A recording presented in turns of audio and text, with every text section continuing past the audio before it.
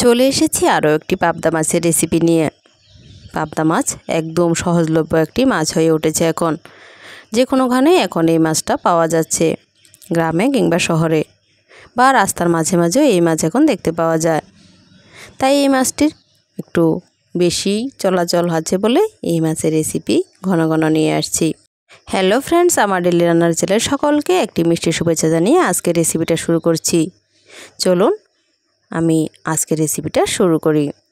এর আগে আমার চ্যানেলটা সাবস্ক্রাইব করা না থাকলে অবশ্যই সাবস্ক্রাইব করে রাখবেন। দেখুন, এর জন্য আমি প্রথমে নিয়ে নিয়েছি পাবদা মাছ। এখানে 7টা পাবদা মাছ আছে। পাবদা মাছগুলো বেশ বড় বড় সাইজেরই। এবার এই মাছগুলোতে আমি নুন ও হলুদ মাখিয়ে নিচ্ছি। নুন ও হলুদ ভালোভাবে মাখানো হয়ে গেলে এবার এই মাছগুলোকে আমি ভেজে নেব। চলুন নুন ও হলুদ মাখতে মাখতে আপনাদেরকে ওভেনের কাছে নিয়ে চলে যাই। তার আগে আপনাদের দেখিয়ে দিচ্ছি আজকে পাবদা মাছটা আমি কী দিয়ে রান্না করব। এখানে দেখতে পাচ্ছেন আমি 1 বাটি পরিমাণে পেঁয়াজ বাটা নিয়ে নিয়েছি। এবার ওভেনে কড়াই বসিয়ে দিয়েছি, তেলটা মোটামুটি গরম হয়ে গেছে। এখানে দিয়ে দেব পাবদা মাছগুলো। এই রেসিপিটা আমি অনেক দিন আগের একটা ভিডিও আজকে পোস্ট করলাম, যেগুলো আমি অসুস্থতার একটু আগেই ভিডিও করে রেখেছিলাম। মোবাইলে অলরেডি 2-3টা ভিডিও পড়েই থাকে, যখন যেটা ভালো লাগে তখন সেটাই আপলোড করে দিই। কারণ সবসময় শরীর সুস্থ না থাকায় আমি ভিডিও করতে পারছি না, তাই পুরনো ভিডিও মাঝে মধ্যে দিয়ে দিচ্ছি। এই তরকারিটার মধ্যে আমি যে পরিমাণে তেল দিয়েছি, এই তেলটা এখন আমি আর ব্যবহার করছি না, এখন একটু কমই তেল ব্যবহার করছি। আপনারা আমার ভিডিও দেখলে অবশ্যই বুঝতে পারবেন। এবার এই দেখুন, ওই তেলে আমি মাছগুলো আস্তে আস্তে ভেজে নিচ্ছি। সবগুলো মাছ তো একসাথে দিয়ে দিয়েছি। দেখুন, আমি নুন দিয়েছি তেলের মধ্যে মাছগুলো ভাজার আগে, তারপরও মাছগুলো কীরকম লেগে লেগে উঠছে।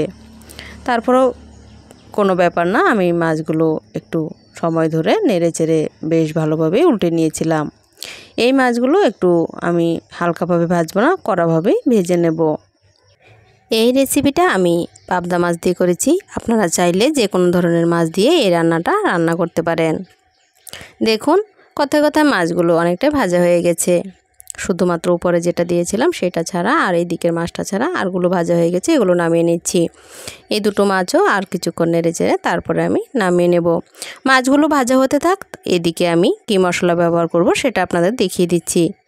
এখানে আমি নিয়ে নিয়েছি ধনে জিরে মরি গুঁড়ো, যেটা আমার হোমমেড মশলা, আর সাথে নুন, হলুদ, কাশ্মীরি লঙ্কার গুঁড়ো, আর দিয়ে দিলাম একটু টমেটোর গুঁড়ো। বেশ অল্প একটুই দিয়েছি টমেটোর গুঁড়ো, শুকনো গুঁড়ো তো এইটুকু গুঁড়োই একটা টমেটোর সমান। আর দিয়ে দেব একটু কাঁচা লঙ্কা বাটা। দিয়ে দিলাম, যে কোটা থেকে ধনে জিরে মরির গুঁড়োটা দিয়েছিলাম সেখানে একটু কম ছিল, সেই জন্য সবটাই দিয়ে দিয়েছিলাম, আর একটু লাগবে তাই আর একটু দিয়ে দিলাম। এবার আবারও রান্নার কাছে চলে এসেছি। যে তেলটা বাকি ছিল মাছগুলো নামানোর পরে ওই তেলের মধ্যে দিয়ে দিলাম একটা গোটা তেজপাতা আর কিছুটা মৌরি। মৌরিটা একটু ভেজে লাল হয়ে গেলে, সুগন্ধ বেরিয়ে আসলে এবার এর মধ্যে দিয়ে দেব একটু মেথি। এখানে আমি মেথি আর মোটা জিরা ফোড়নে দিলাম। এবার ফোড়নটাকে একটু নাড়াচাড়া করে যে পেঁয়াজটা বেটে রেখেছিলাম ওই পেঁয়াজটা দিয়ে দিলাম।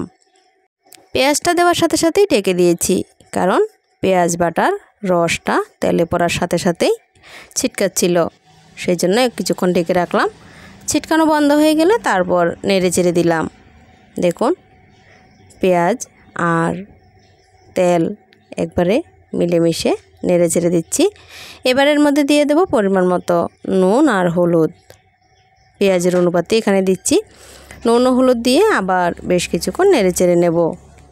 প্রায় 5-7 মিনিট এভাবে নাড়াচাড়া করার পর পেঁয়াজটা যখন অনেকটাই কষে এসেছে, দেখুন এবার এর মধ্যে আমি মশলাটা দিয়ে দিলাম। মশলাটা দিয়ে আবারও বেশ কিছুক্ষণ নেড়ে চেড়ে নেব।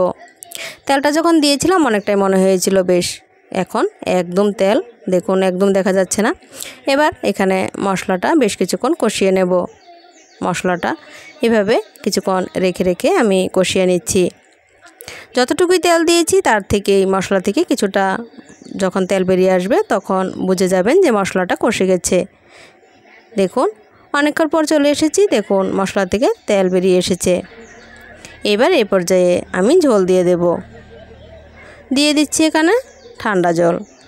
আপনারা চাইলে এখানে কুসুম গরম জল বা এমনি গরম জলও ব্যবহার করতে পারেন। দিয়ে দিলাম ঝোল। এবার ঝোলটা ফুটে উঠবে। দেখুন অনেকক্ষণ পর চলে এসেছি, ঝোলটা কিন্তু অনেকটাই ফুটে গেছে, গ্রেভিটা অনেকটাই ঘন ঘন হয়ে গেছে। এই পর্যায়ে আমি ভেজে রাখা মাছগুলো এর মধ্যে দিয়ে দেব। মাছগুলো একে একে সবগুলো দিয়ে দিচ্ছি। আমার এই রেসিপিগুলো আপনাদের কেমন লাগে অবশ্যই আমাকে কমেন্ট করে জানাবেন। একটা মিষ্টি লাইক, একটা মিষ্টি কমেন্ট আমাকে ভিডিও বানাতে অনেকটা উৎসাহিত করে।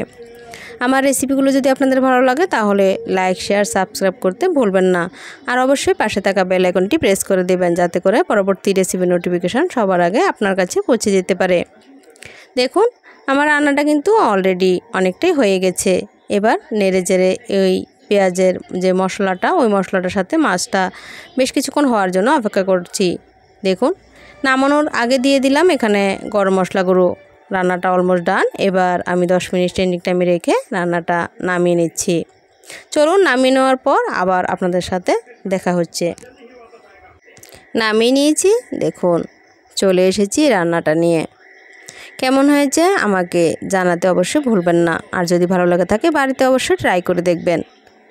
আপনাদেরকে ধৈর্য ধরে এই ভিডিওটা শুরু থেকে শেষ পর্যন্ত দেখার জন্য অসংখ্য ধন্যবাদ। আজকের মতো এখানেই রেসিপি শেষ করছি। দেখা হচ্ছে পরবর্তী রেসিপিতে। ততক্ষণ পর্যন্ত সকলে ভালো থাকবেন, সুস্থ থাকবেন এবং সাবধানে থাকবেন।